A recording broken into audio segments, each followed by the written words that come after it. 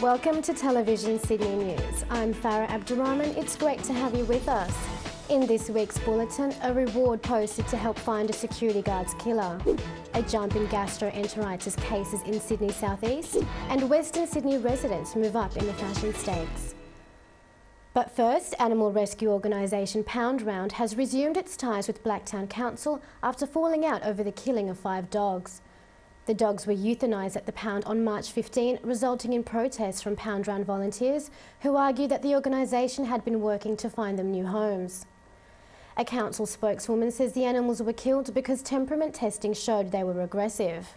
Pound Round spokeswoman Melanie Norman says the organisation rescues dogs like Timber from the pound, takes them to their own kennels and finds them new owners. She says many are not aggressive towards humans but are sometimes traumatised before they enter the pound and can be effectively rehabilitated. It's been shown over and over and over again that temperament testing doesn't work universally. It's very unscientific. It often depends on who's actually conducting the test. You can test the same dog with 3 or 4 different people and get 3 or 4 different results. The group has decided to continue working with the council in the interest of the animals after meeting with senior managers last week.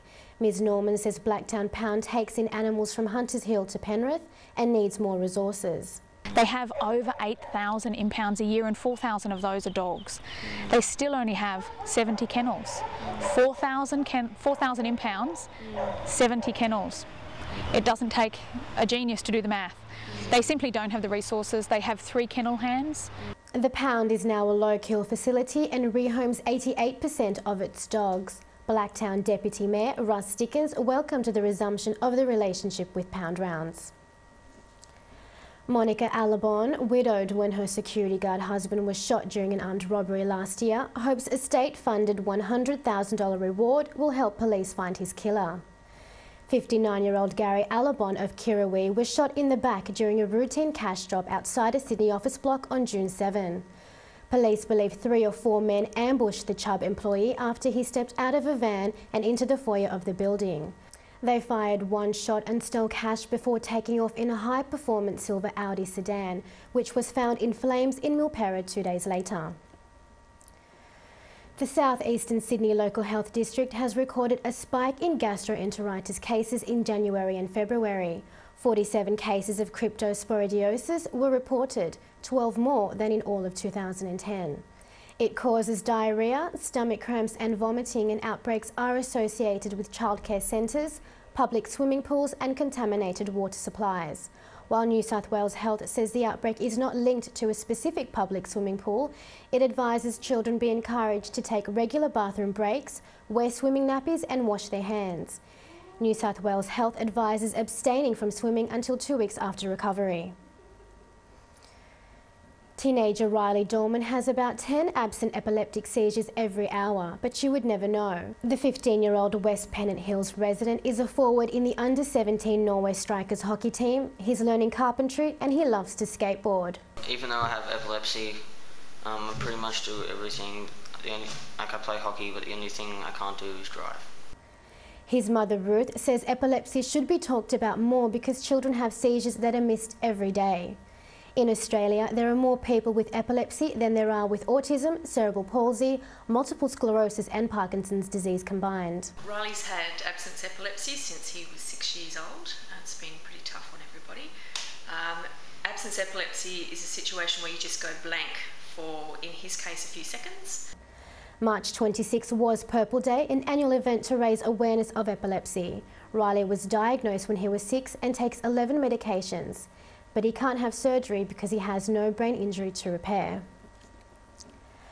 A 9-year-old Holsworthy boy is aiming to raise $1,000 to help homeless people.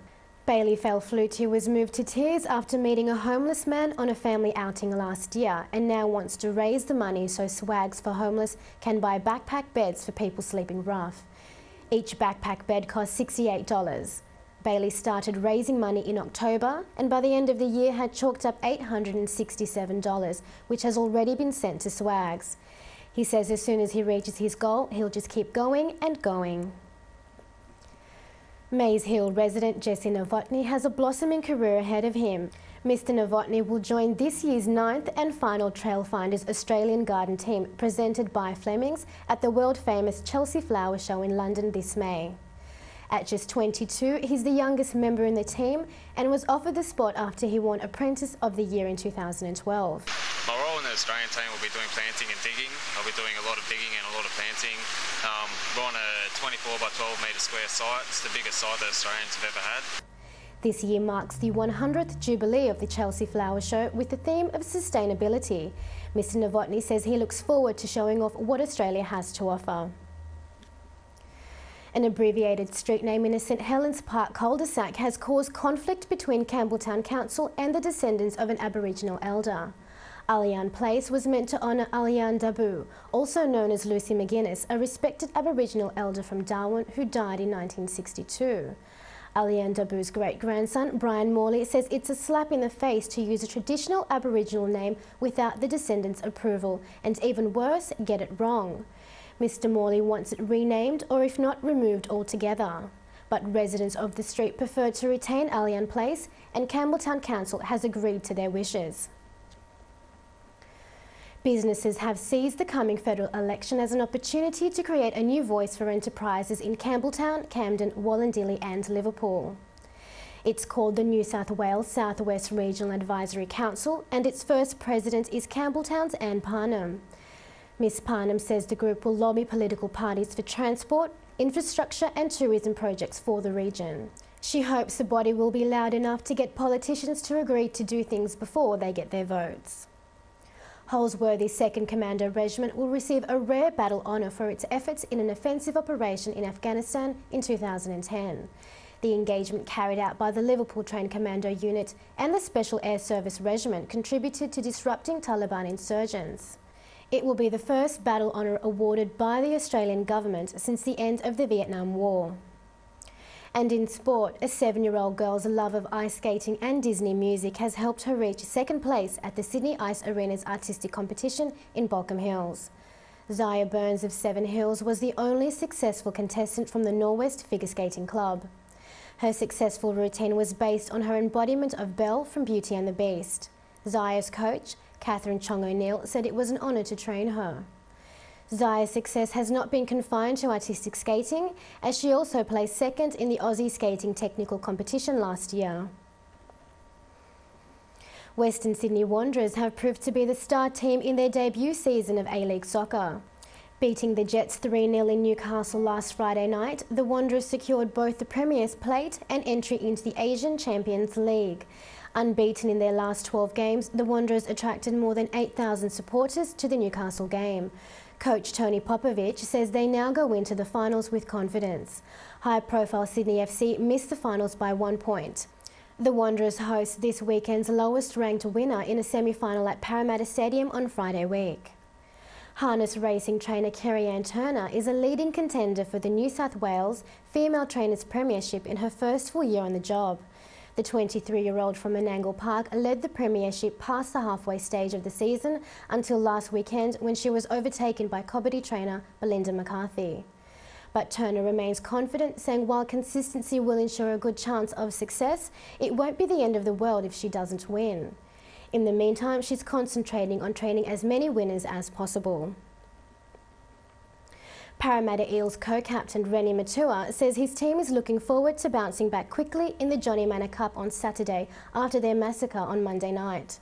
The Eels were thrashed 50-0 by the Roosters, but coach Ricky Stewart says his team is not demoralised.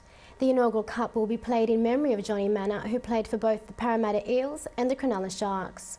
Manor lost his 3.5-year battle with cancer in January. Matua says the game will be a special night for the boys and the team want nothing more than to win it in Johnny's honour. He says the team's been working hard in training to make sure they improve their performance this weekend.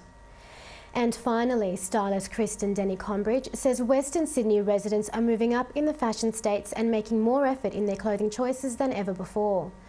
The stylist will advise locals on the newest trends for the autumn and winter fashion season as part of a fashion festival kicking off in Parramatta next week. Held from April 11 to 14, the festival will include fashion, beauty and lifestyle events, as well as runway shows, style workshops and beauty advice.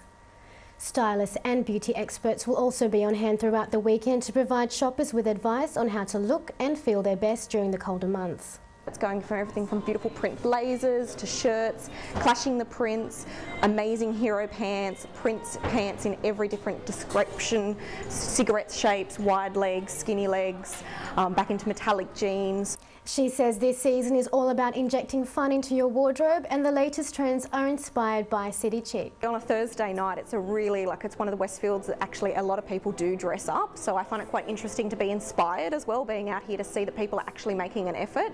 And that's all for this bulletin. For more information on any of these stories, pick up your local Fairfax community newspaper.